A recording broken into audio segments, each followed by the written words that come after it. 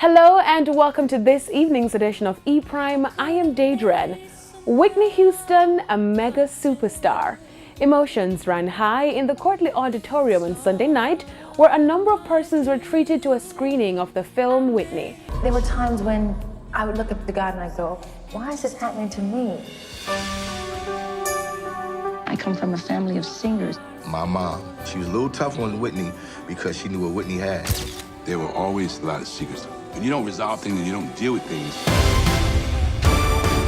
Many cried, others were left speechless. A lot of sadness, just seeing how bright her light was and then how dark it got. Just those extremes really pulled on me. And I was thinking about her daughter a lot too. While some were thinking about life in the industry. I felt really sad about what this industry does to artists. At the beginning, it's always about the art, and at the end, like why do all of these stories have the same ending? Why are all these biopics? These are not just movies, these are documentaries, and they all take the same structure.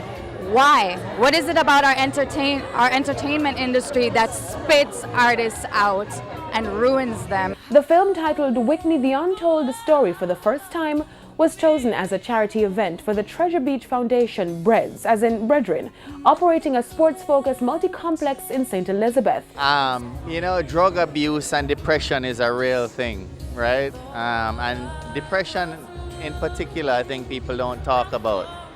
And I thought it would have started as a very interesting conversation. A great choice for a great cause, as the storyline includes child abuse, neglect and substance abuse, well-known factors affecting our young people. We love her music. I've sung her music so many times. But just to get into the depth of what she went through, now I can understand how she ended up dying.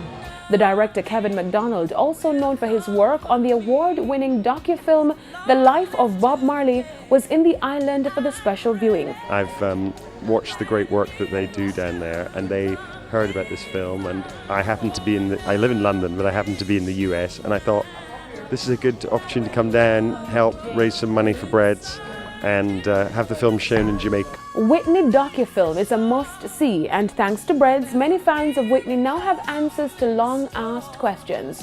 I think very simply, I just want people to understand her as a human being more.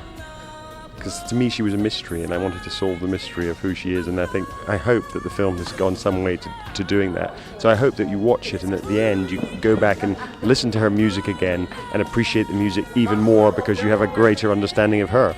Through charity events like these, many of our impoverished youths are now able to experience life outside the norm. If you missed it, you'll have to wait until the movie is officially released to see the untold story of Whitney Houston. Whitney Houston tragically died in February of 2012. That's it for this evening's edition of E-Prime. I am Daedren. Thank you for watching.